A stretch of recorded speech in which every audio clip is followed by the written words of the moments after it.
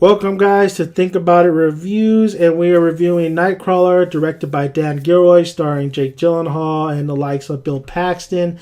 And boy, did this! Oh man, I wanted to go. I was excited for this movie, but it just blew my expectations. This movie, if you haven't seen it yet, go watch it because this is a spoiler review. We're going to be covering what I thought were the best moments and the best things in this film, a little bit in depth, and also the little nitpicks I have with this film. But overall, this movie, wow. Let's talk about Oscar contention.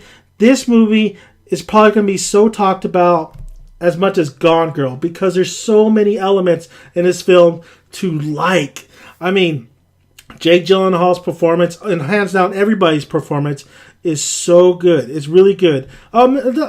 The supporting cast is good. They're really good. But Jake Gyllenhaal stole the show. Of course, he reminded me a lot of American Psycho, Christian Bale's psychopath. And then some scenes, some shots, he looked like Jared Leto. He looked just like Jared Leto in some shots. But boy, this film has everything going for it. If you don't know, like I said, this is a spoiler review, so you guys have been warned. Go watch the film and come back and let me hear your thoughts of what you thought about the film, and you can hear mine. So basically, this guy he's super smart. He's down on he doesn't really have any money. He's a survivalist. He's scraping through the world. He's just getting by, really. He's selling stuff. He's selling freaking fences, the iron and everything. And he comes across one night an accident, and he goes to check it out and look at it, and he sees a bunch of journalists, but they're not journalists, they're really the grunt workers who filmed the accident, and they have boundaries, so they've got to step back. They're the first on the scene. They now it's Bill Paxton's character, and then we find he gets intrigued, and he gets a camera.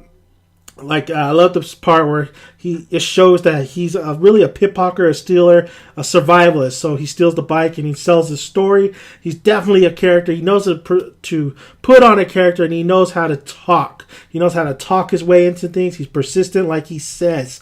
Well, anyway, so he buys a camera and he ventures off pretty much the Nightcrawler world. The Nightcrawler is basically the news journalists who pretty much obtain the footage that gives to the production team of the news squad, and that's what you see on television. You see the footage that these guys have shot, and boy, it was so fascinating. I was so fascinated with how this all worked out. Just like Fury in a tank, you were so fascinated on how the tank had 5 guys and all of them had a job to do. Nightcrawlers is the same aspect. You learn the trade. You follow Jake Gyllenhaal's Louis character, and you see him starting and not knowing what to do, learning and progressing. And I could admire a guy like that who constantly wants to get better and better and go that next level. It's really a competition, and you see him throughout the film pretty much, he just obsessed with what he does. He loves what he does, and he's not afraid to risk it all and cross the boundaries like these other Nightcrawlers that they know their limits, and they see this guy, and once he starts getting into the game and he gets, some good, nice little footage, like there's I believe it was a gunshot. Oh yeah, it was a gunshot he filmed inside a house. He broke the boundaries where your journalists, Nightcrawlers, are supposed to really be outside all the event where all the chaos is and let the cops and everybody do their job. He pretty much breaks in, films all the massacre that just happened, and then he sells it to a woman who works at a news anchor station, but she's behind the scenes. She's the one that runs all the footage, tells the anchors what to say, what to do. She pretty much runs the whole enchilada, and he enchilada. Well, anyway, so basically he sells his footage, and she tells him, if you got more, come here and I'll pay you.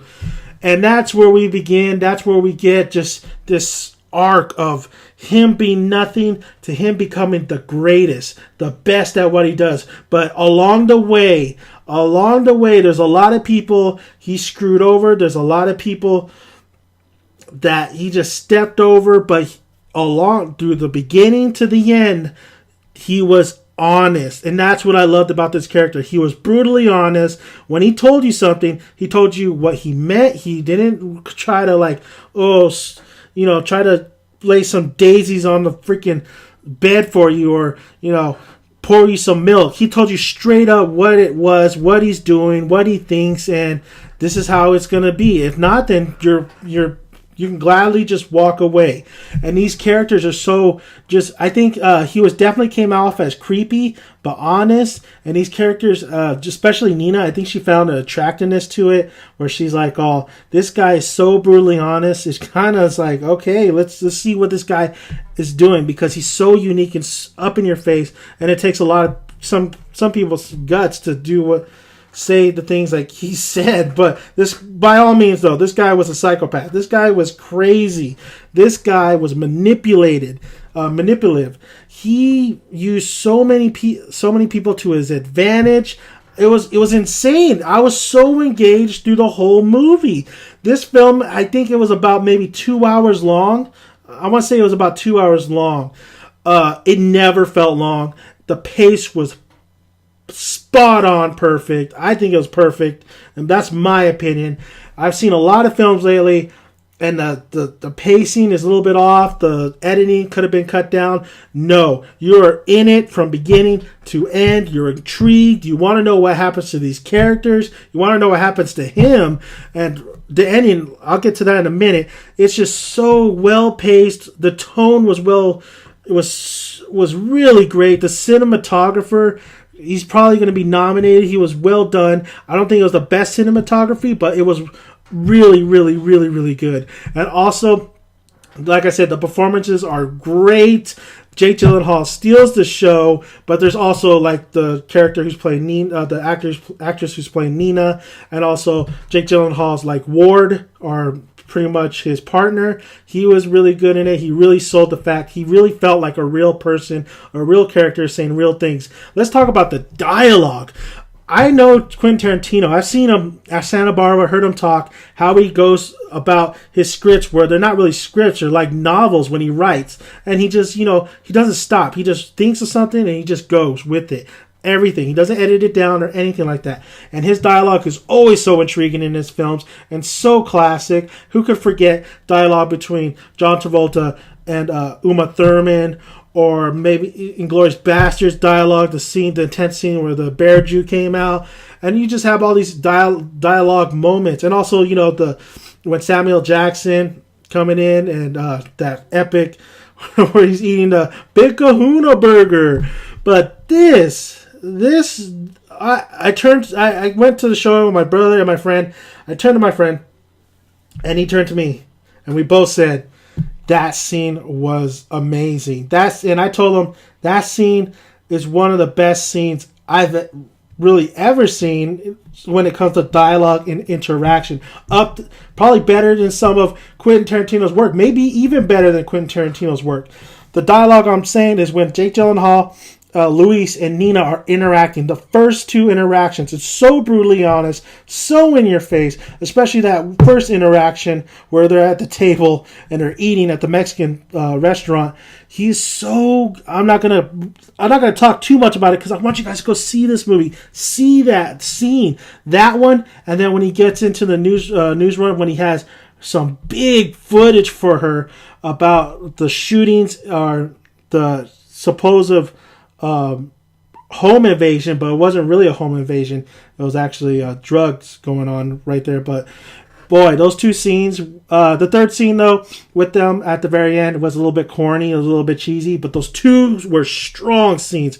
Two scenes, best dialogue, best interaction I've seen in a while.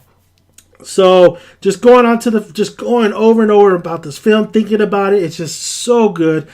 Would I watch it again? Yeah, I'd watch it again. I mean, but take it with a grain of salt. I know a lot of people would probably not. They'd probably think it was really, really good, but they probably would think, you know what? I probably want to watch it again. This, I would watch again, but think I'd be satisfied. It's just one of those movies you just got to see, watch it, enjoy it, praise it, and then I think you're good for a while. Then you're ready for those popcorn movies.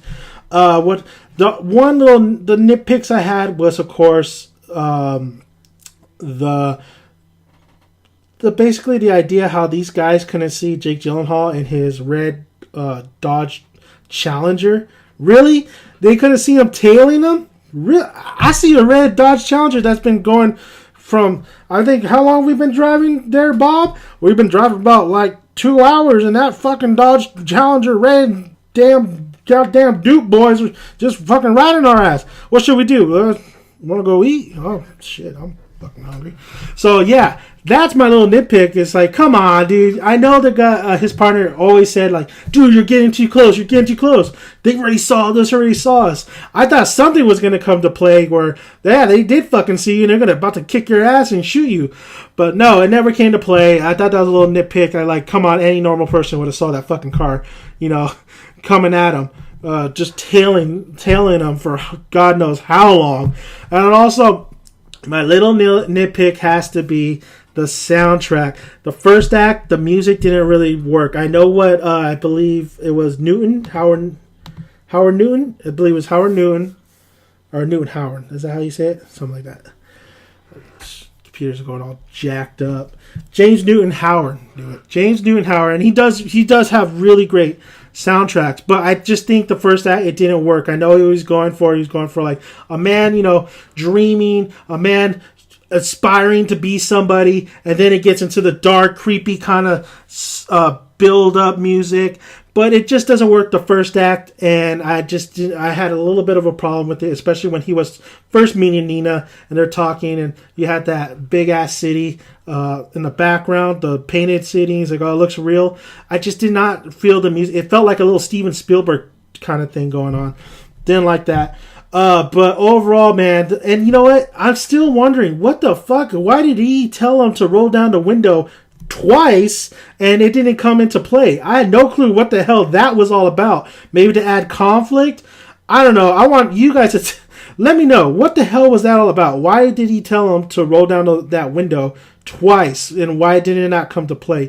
And at the end, it was very sad to see him, but we all knew it was coming, that he was going to do something with this kid after negotiations failed. And of course, negotiations failed, and he pretty much, what Jake Gyllenhaal's character is so good at is basically manipulating. He doesn't have to kill anybody. He can manipulate people to do it for him. That's the biggest thing. The themes in here, basically him not... he said, I love this one line where he tells him, you say that I'm weird. You say that basically I need to get to know people and,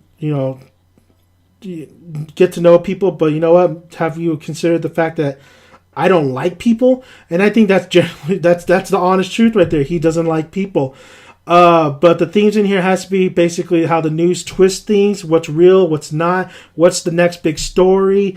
You can even go by even stereotypes too, because white urban community being invaded, but it doesn't, it's like Gone Girl. There's a lot of things that the media could twist. And also what was interesting, Jake Gyllenhaal said he doesn't like people, that basically he knows how the world works, how it spins, but he doesn't attach it with like humanity wise. He doesn't understand people's feelings, when really all along he really wanted to be somebody, and he wanted that companionship when he told Nina on the diner as well. So basically there's a lot of themes, a lot of in-depth closeness to this character. I don't got too much time, but I definitely highly recommend you guys go watch this. Go watch it, please. And films I recommend for Jake Gyllenhaal, and to watch and Prisoners. Go watch those two films if you don't want to watch this movie and you're waiting for it. And to watch Prisoners, and to watch one of my favorite movies. And so Prisoners was such a damn good movie as well. Also, that's it for now, though. I'm running out of time. So once again, guys, buy a tick, grab a seat, and hopefully you got some good fucking popcorn to eat. Enjoy the fucking film. I'll see you at the cinema.